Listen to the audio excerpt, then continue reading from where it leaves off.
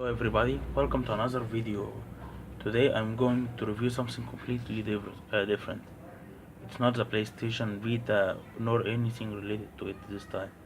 Well, almost not really. It's the PlayStation Portable, otherwise known as the PSP. This is Sony's first handheld ever made. It's the first time where they made a handheld in about 2004 or 2005, I think. It was the first. It wasn't exactly the first handheld to make competition with Nintendo, but was the first one that actually made a strong competition. Since this one is very different from other handhelds. See, Nintendo always makes great handhelds that surpasses the other handhelds, and no one can compete.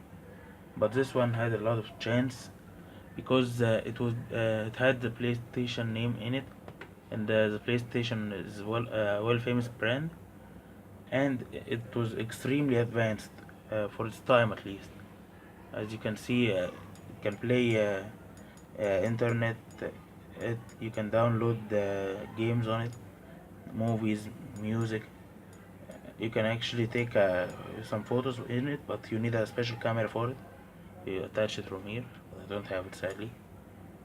There was also a digital comic app where you can read comics, but sadly it was discontinued years ago. I never got a chance to try it. And the PlayStation Vita is also the first and only handheld. Oh, see, a Lara Croft Tomb Raider. It's almost the same as the PlayStation 2 version, but anyway, the PlayStation Portable, otherwise known as the PSP, is the first handheld to actually, and so far the only one to actually use discs instead of cartridges. Look at these. This is the Cydia Final Fantasy. Look, it uses different type of cartridges here. Now these things are made for the sole purpose to protect the PlayStation Portable from piracy, but it was actually pirated a lot, which is also one of the reasons in its later years third-party games got decreased, and also why the PSP. Another reason why the PSP never surpassed the Nintendo DS back then. But anyway, the PlayStation Portable is actually a great handheld. As you can see, it's almost like a PlayStation 2 in my hand. It has a memory card in it, and look at this. Yes, this is the analog stick on the PlayStation controller. This is the first console to, handheld to also have that.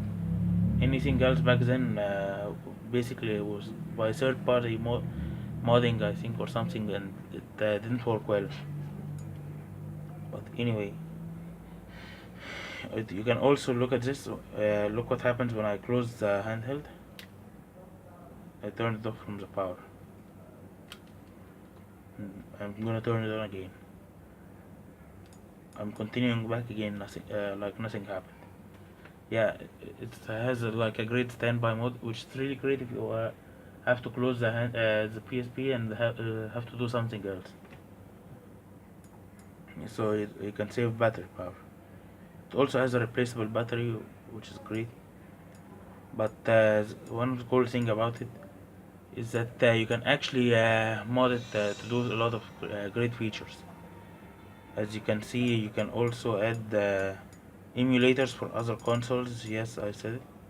Emulators for other consoles like the Sega Genesis or Mega Drive in many other places, like the Game Boy, Game Boy Color, Game Boy Advance, Nintendo, Super Nintendo. And you can also, believe it or not, you can actually install a Nintendo DS emulator on it. It's almost pointless for this one, so because the DS it has touch features the PSP doesn't have any, unlike the Vita.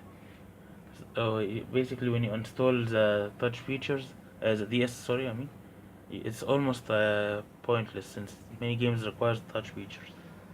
But anyway, that does prove that the PSP is very strong, that it can actually play games of its competitors.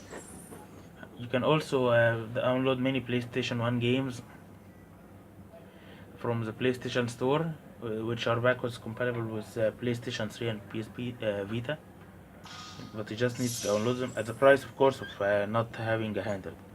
Since since look, this is the R, this is the L, no L1 and R1 or L2 or R2 like other handhelds or other consoles. I mean, so basically, well, this is a great handheld, but it does have its problems. Like this one, the analog stick. Well, it's great, but there's no other one here, so it makes many games hard to play sometimes. You'll only find this problem probably on third-party games or multi-platform games, mostly multi-platform games, like Tomb Raider Legend, for example. There's also crossplay, but it doesn't really work well with me because, as you can see, it was limited for its time, so it has some limitations. Now the PSP, it doesn't matter really, as the games are what matters the most.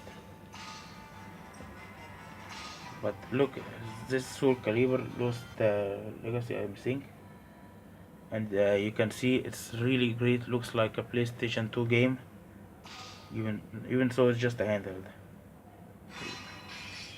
It plays really great, and there are lots of other games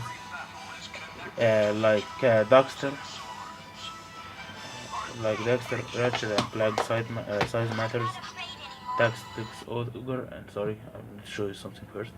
And my favorite game in the series, Dexter. Yeah. Now this is a great game on the PSP, basically there are lots of great games for it. And if you're a JRPG fan or RPG games in general, then this handheld is great for you. So the PSP, is it worth it even today when the PS Vita exists? Yes. As you see, it's a great handheld and I still recommend it.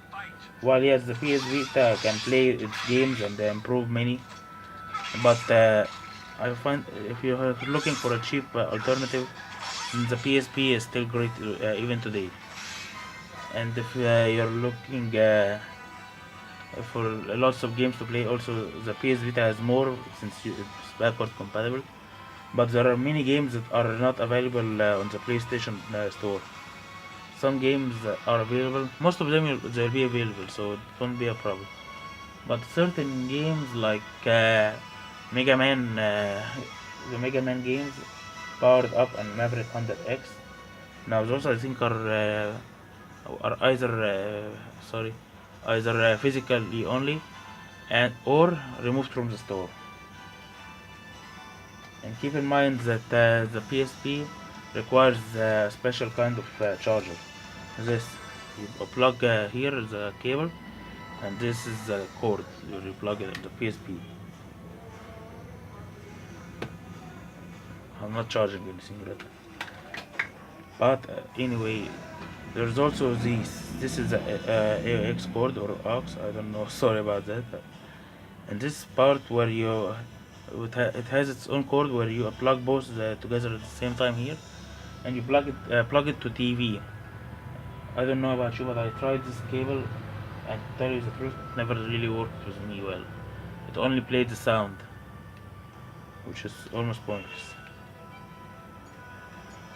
So anyway, yes, the PSP is kind of outdated now since many of the features on it are now on the PlayStation Vita and on phone games.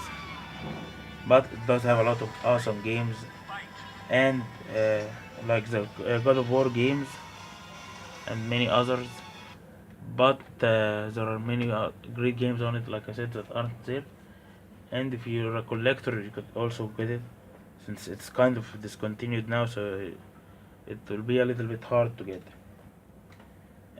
And it does have a lot of accessories as well, like this. This is just a case where I put my games, my Vita, PSP, sorry, and in here it has place for games. But overall, I recommend you get it. Maybe if you don't have a PSP, maybe you don't have a PS Vita, but you're trying to get a PSP, but you can't afford one. I'd recommend the Vita.